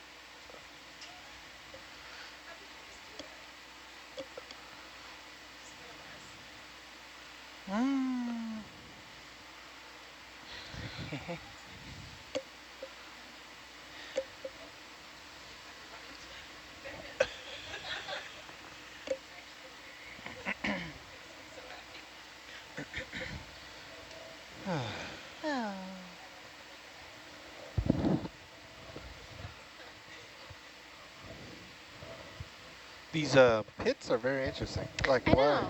Yeah. Like what would cause that? Why are they all just pitted? Are these like the, It's, Liz, or the underwater, the undersurface creatures? Yep. Subsurface? Yeah, I cannot tell you what animal makes what, but there's a lot of different stuff under there. So like, what kind of animals live under there, though? Why don't we just go with the scoop? Worms, they can haliburians. burrow. Yeah, so lots of worms, lots of bivalves, so clams. So like lots of different types of worms. You've got nemertians, polychaetes, nematodes. How big are they? A lot of them are small, like a centimeter or less, but some of them can be up to maybe 5 centimeters. They're generally smaller than the stuff on the surface. But yeah, you've also got sea cucumbers, sea urchins, things there's even some copepods that live down there. Yeah. What are those? Well, there are benthic forams too. Yeah. Copepods are little crustaceans. Oh, cool. They're mostly found in the water column, but there are some benthic ones. Yeah, it's a very interesting community that's really under-characterized. So deep sea infauna is what we call them. So they're in the sediment. There's every time you study them, you're finding tons of new species. They're really understudied. Even they're very, very small, but they're fascinating communities. I bet it'd be hard to study because they could just burrow away. So you don't collect them with an ROV. Yeah. You'd use what you would call a epibenthic sled for the most part, which is basically just a sled that scrapes along the bottom and collects the top layer of sediment and filters it through a net. Or you can use something called a box core, which is like takes a big box square, usually like a meter by a meter, brings that up to the surface. Oh yeah, let's get a zoom on that. That's cool. So on that subject, Liz, finding new organisms, somebody would like to know if we come across, aloha South Australia, if you come across something new to science, who gets to name it? Is it dead? No, it's alive. It's just this is the type that covers itself in little bits of detritus. Is that for like one camouflage? that we saw before? Probably. Where it was long and rolls around? Yeah, nice. I wonder if we're just giving it too much credit. Like the other ones are keeping it clean, this one can't get its act together. Yeah. Like this one likes to use for camouflage. Are we sure about that? Maybe they just don't shower enough. Oh, big sponge. Bridge nav, we can make another step. Do we see them in the act? Hoka, was there a question? Sorry, I was distracted. Yeah, no worries. It was just if you come across something new in science, who gets to name it? Oh, right. So, let's zoom on this fish. Which one? Oh, sorry. To the right. Oh my gosh. Oh my gosh. Which one? I don't think I'm going to answer this question. This is overwhelming. This is a cuskeel. Oh, shrimp. Another shrimp off I think that's another Bassicetus cuskeel. Ooh. Ooh. You can totally say, wee. I think it depends on the naming. It depends on what is being found, right? Also, for example, if I'm working with a new species, which I currently am, there's a new species of urchin from the abyssal plain that I was talking about earlier, but I'm not a taxonomist. I'm not an expert in the kind of phylogeny of these animals, and so we'll reach out to someone who's an expert in that. Usually they're associated with museums, and you will send this person samples of the animal, what you have. They'll usually do genetic analysis on it, and then they'll be in charge of the naming and deciding kind of where in the current taxonomy it fits and all of that, because it's a very specialized skill set that, I'm an ecologist, I don't have that skill set. Right. Okay. Thank you, Liz.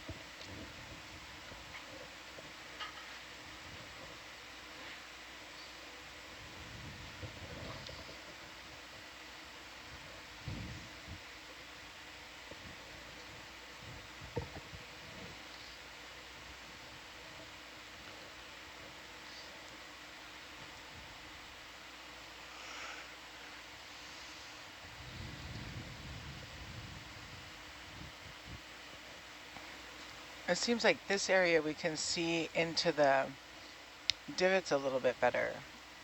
Are you catching anything or noticing anything in them? You wouldn't be able to see any of the animals from the surface. They wouldn't pop out? No. And then I wanted to ask, you know how the sea pens retract themselves?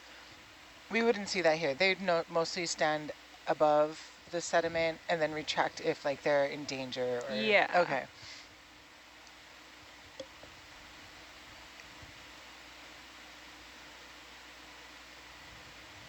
I just keep thinking of crabs. You know, like sand crabs that burrow like right at the surface of the seashore right there. Like I'm wondering if oh yeah, I call those mole crabs. I know, they're so weird. I love those. Yeah. Mole crabs, they're trippy. They're really funny. We used to always try to dig them up when we were little kids. Yeah, I still do that sometimes. Yeah, there's some good spots on the Oregon coast. Oh yeah. Is it true that horseshoe crabs only live on the Atlantic? I think so. Yeah, that's crazy. I think that was us. Told you that. Really? I had no idea before. I thought we were talking about that a few watches ago. It was like in the very beginning of this trip. Yeah. That's crazy. And I think up to relatively recently, like we would use their blood. Yeah. Yeah. I think we still do. No, yeah, we totally. I thought that like relatively recently we discovered like a substitute. Oh, really? I think so. I don't know. I could be wrong. I remember reading it somewhere. It was on one of my science pop-ups. But that was a while back, so I could be wrong. I'm also not you could also be right. Of marine expert in any sort.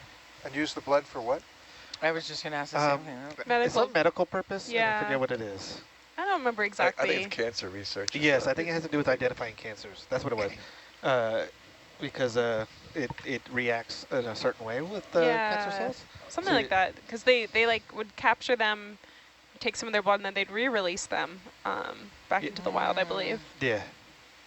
Kind of on the topic of how like horseshoe crabs like help us with medicine, like what would you say to someone who asks you why doing deep sea research is important? Oh, good question. Yeah, I mean, so beyond the kind of some of the reasons of just like trying to understand more about our planet and what's in all of the different environments, the deep sea is actually really important for us, even here on the surface waters. So there's a few different examples, like a lot of animals will migrate from surface waters down to deep to feed and then back up, such as tuna like ahi, so big eye tuna. If that's a fish that you eat, that it's actually feeding in the deep sea, and so what happens in the deep sea is going to affect that fish, as well as something called the biological carbon pump, which is a process where carbon in surface waters is fixed by phytoplankton and then sinks down to the deep sea, and this is a major way that carbon is removed from our atmosphere, and that's a process that happens within the deep ocean, and so trying to understand that better gives us a better idea of the ocean's carbon cycle. Look at this, looks like another tripod. Another tripod, yeah. Is it also true that we kind of like don't know what we don't know, and by discovering new things, maybe we find something that's applicable? Yeah, yeah, there's, I think, previously on the Nautilus, there have been people who've been looking at potential biomedical applications of compounds found in deep sea animals. That's really interesting, thanks. Nah, he ain't as cool. Thank you, Emma. He ain't nothing. Okay, so Good why whiskers. does this tripod fish look different? Different species. They're both two. Because I think in the other one was jacked. Chat here. So tripod fish, it's Hypnoptidae. It's a family, so there's going to be a lot of species within that family that are going to look different. Oh, okay.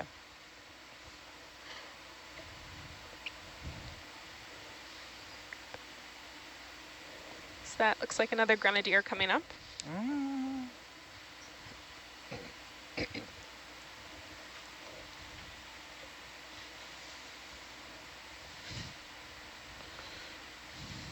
Zoom in, please.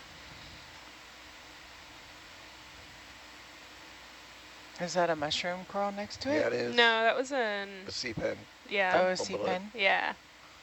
Kind of like watching them from behind their tails and stuff. I like the faces. Oh, come on.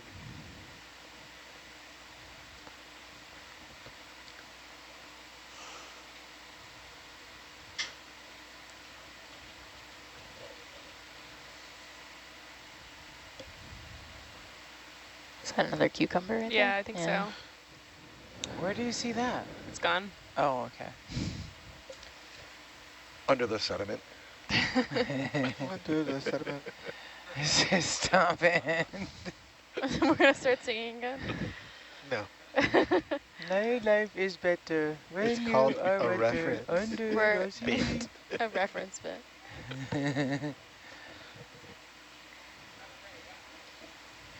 Oh man, these, well, in Hawaiian we call them puka, but these divots, I like just say puka, okay? The pukas look, I'm just super curious about what's in them.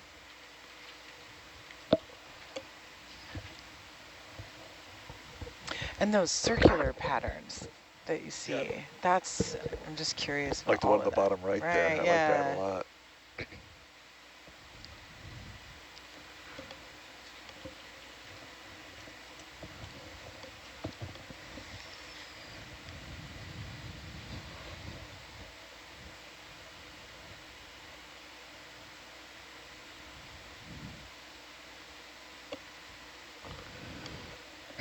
Those divots remind me of these things called sand lions back home.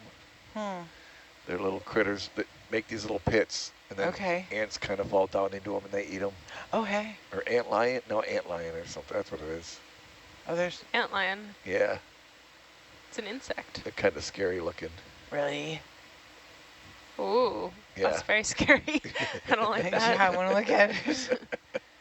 Ant. But I have some under my porch. Dang. They're kind of fuzzy. Oh, yeah, I see, yeah, those right here, these divots right there. Oh.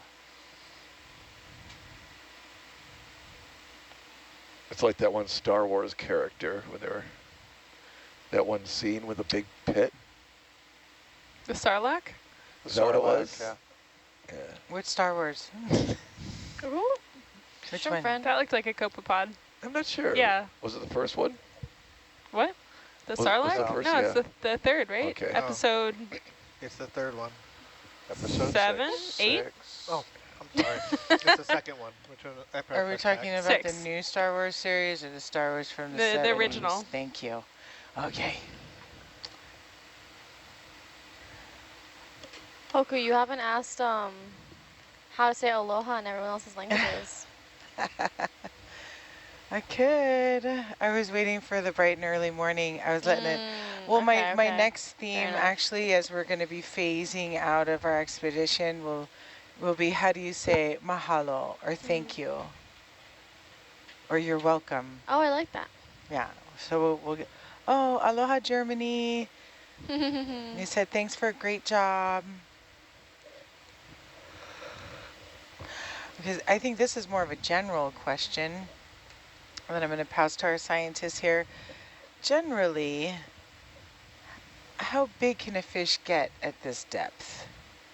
On average. Thank you. People got to stop asking me questions about numbers. I'm not good with numbers. Average, right? I would say they get quite large. Well, we saw that bowl, or the 6 gill. Yeah, that was a little shallower, but that was pretty big. It was like meter and a half. Yeah. Okay. Yeah. And the white tip shark too was around Those are this shallower, area. I believe. Yeah. They found one on another dive. I think it was when we were in the shallower area, that 800, 900 meter area. Talk about the beaked whales coming down to this. Oh, yeah. I was just going to ask fish. if Okay, well, technically it's a mammal. fish-like. And that was remains. That could have come from anywhere along the column. It's true.